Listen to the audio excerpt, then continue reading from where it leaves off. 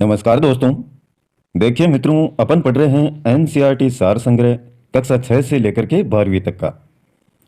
बहुत ही short note के रूप में जो भारत का प्राचीन इतिहास है उसकी जानकारी प्राप्त की जा रही है। ये वीडियो बहुत ही ज़्यादा पसंद किए जा रहे हैं विद्यार्थियों के द्वारा। मैं देखता हूँ प्रत्येक वीडियो को कितना टाइम विद्यार्थी इसको दे पा रहा है। लास्ट टाइम में जो मौर्य साम्राज्य है उसके बारे में बेसिक सी जानकारी अपन ने प्राप्त की थी।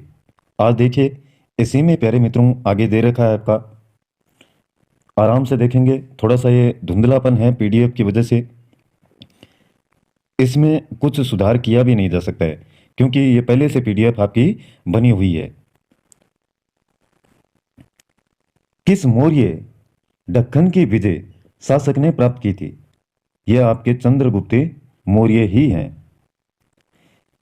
यह किस अभिलेख से प्रमाणित होता है कि चंद्रगुप्त मौर्य का प्रभाव पश्चिम भारत पर भी था? उस अभिलेख का नाम है रुद्र दामन के जूनागढ़ अभिलेख। रुद्र दामन के जूनागढ़ अभिलेख से यह प्रमाणित होता है कि चंद्रगुप्त मौर्य हैं, उनका प्रभाव पश्चिम भारत पर भी देखने को मिला। चंद्रगुप्त मौर्य अपने जीवन के अंतिम दिनों में श्रवण बेलगोला चले गए, जहां उन्होंने जैन विधि से उपवास पद्धति यानी समलेखना पद्धति के द्वारा प्राण त्याग दिए। समलेखना जो पद्धति है मित्रों, ये जैन धर्म की एक प्रथा है। इसमें व्यक्ति क्या करता है, भोजन पानी है इनका त्याग करता है और धीरे धीरे मृत्यु को प्राप्त करता है। पहले थोड़ा कम भोजन का पानी का त्याग करते हुए अंतिम समय में पूर्णतः भोजन पानी को त्याग देता है। यही है आपकी उपवास पद्धति या समलेखना पद्धति, और इसके उदाहरण चंद्रगुप्त मौर्य हैं।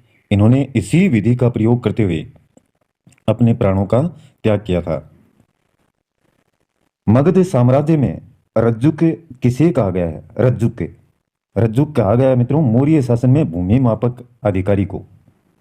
भूमि मापने वाला जो अधिकारी है मौर्य शासन के अंतर्गत, उसी को बोला गया रज्जुक।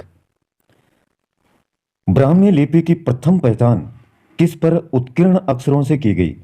उत्कीर्ण जैसे कोई पत्थर है उस पर खोद करके अक्षरों को बनाया गया हो, तो ये पत्थर की पट्टियों पर। कहां पर है? पत्थर की पट्टियों पर।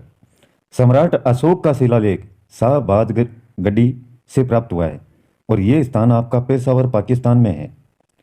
सम्राट अशोक का शिलालेख है शाहबाजगढ़ी। याद रखें थोड़ा सा इन नामों को।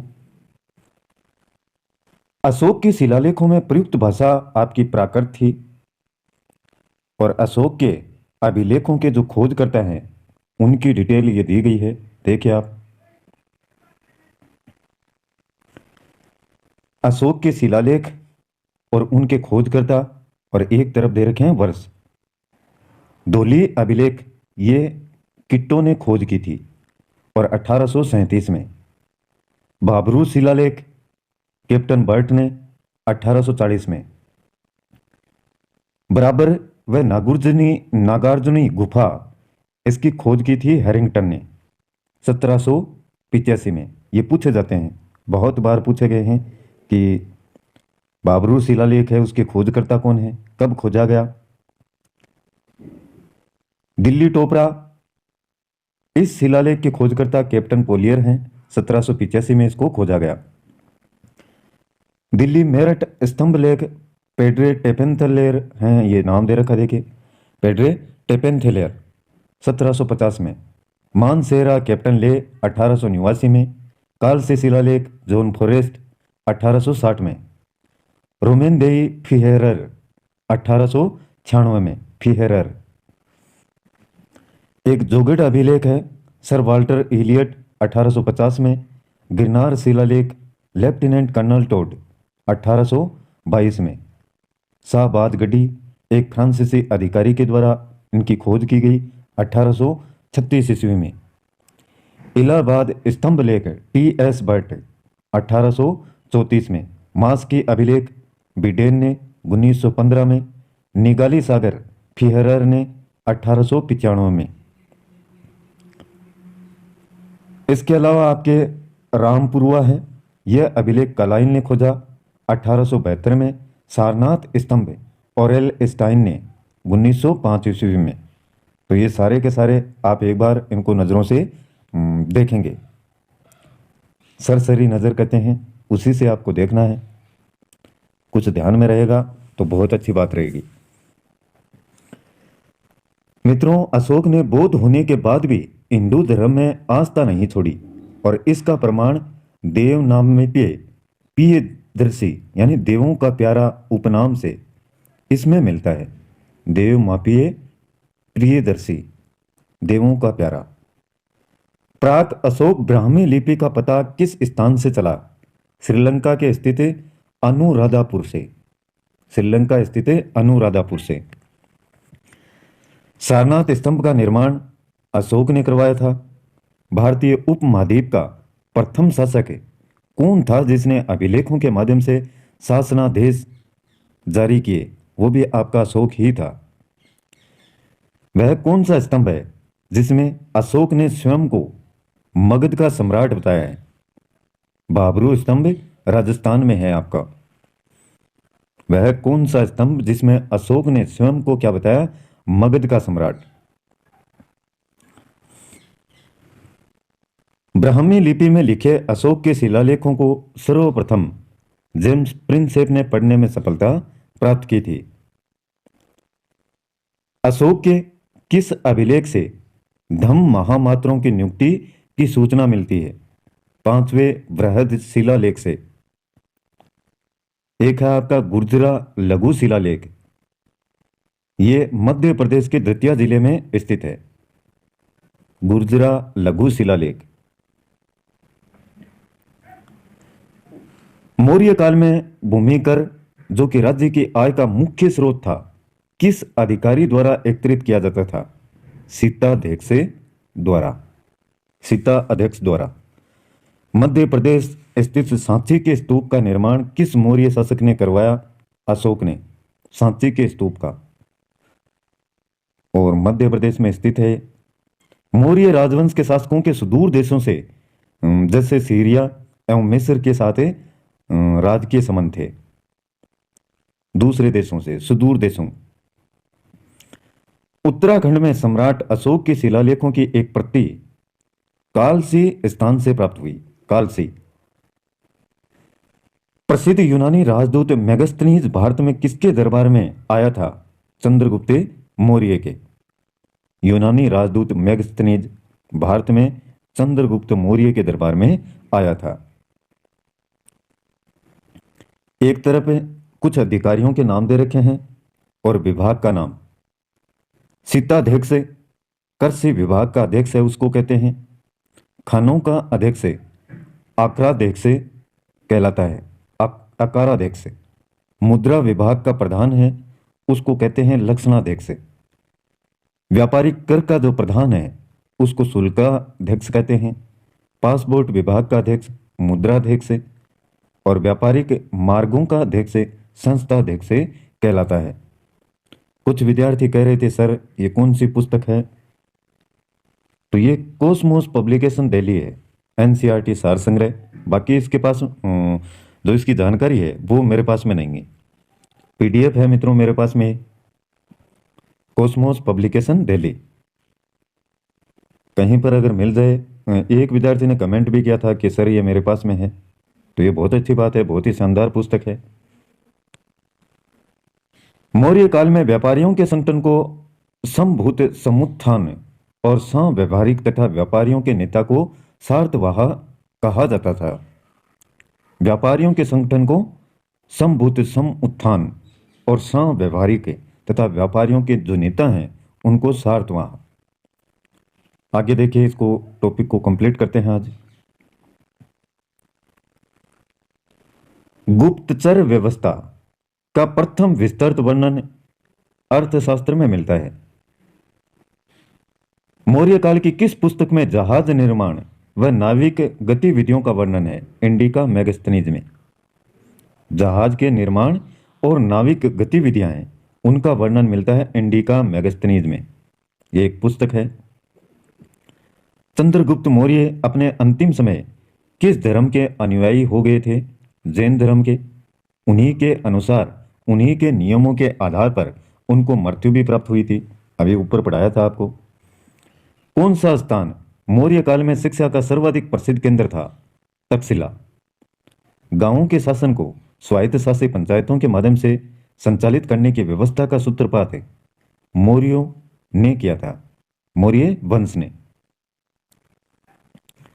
मेगास्थनीज ने अपनी पुस्तक इंडिका में भारतीय समाज को 7 श्रेणियों में विभाजित किया है। अशोक का समकालीन तुर्मे, ये मिस्र का राजा था। कौन? तुर्मे। अशोक के समकालीन यानी जिस समय अशोक ने राज किया उसी समय की बात है। मिस्र के शासक 288 से 246 ईसा पूर्व टोलेमी फिलाडेल्फस के साथ अशोक के राजनयिक संबंध थे। संभवतः इसी को तुर्मे कहा गया है। तो ये याद रखें, तुर्मे किसको कहा गया है? मिस्र के शासक थे टोलेमी फिलाडेल्फस के साथ अशोक के राजनयिक संबंध थे, और इसको क्या कहा गया? तुर्मे। चंद्रगुप्त मौर्य और अशोक दोनों एक साथ हैं, उल्लेख किसके अभिलेख में किया गया है? इन दोनों का महाक्षत्रप रुद्रदामन का जूनागढ़ अभिलेख में। भाग एवं बलि ये राजस्व के स्रोत थे, राजस्व के स्रोत थे। गिरनार क्षेत्र में एक झील का निर्माण चंद्रगुप्त मौर्य ने करवाया था। गिरनार क्षेत्र में एक झील का निर्माण। आगे देखिए, कौशांबी तथा प्रयाग के स्तंभों में अशोक की रानी पौरवाकी द्वारा दान दिए जाने का उल्लेख मिलता है। इसे रानी का अभिलेख भी कहा जाता है। प्राचीन भारत के किस ग्रंथ में पति द्वारा परित्यक्त पत्नी के लिए विवाह विच्छेद की अनुमति दी गई है? अर्थशास्त्र में। कलिंग युद्ध की विजय तथा क्षत्रियों का वर्णन अशोक के 13वें शिलालेख में मिलता है। कलिंग युद्ध की विजय तथा क्षत्रियों का वर्णन अशोक के एक शिलालेख है, 13वें शिलालेख में मिलता है। अशोक के अभिलेखों से किस दक्षिणी राज्य के अतिरिक्त सभी दक्षिणी राज्यों का उल्लेख प्राप्त होता है? सातवाहन में। अंतिम मौर्य सम्राट बृहद्रथ था। बृहद्रथ, ये याद रखें, बृहद्रथ अंतिम मौर्य सम्राट। मौर्यों की जल संसाधन व्यवस्था की जानकारी रुद्रदामन का गिरनार अभिलेख है, उससे प्राप्त होती है। और अशोक का समकालीन मिस्र का राजा अलेक्जेंडर था।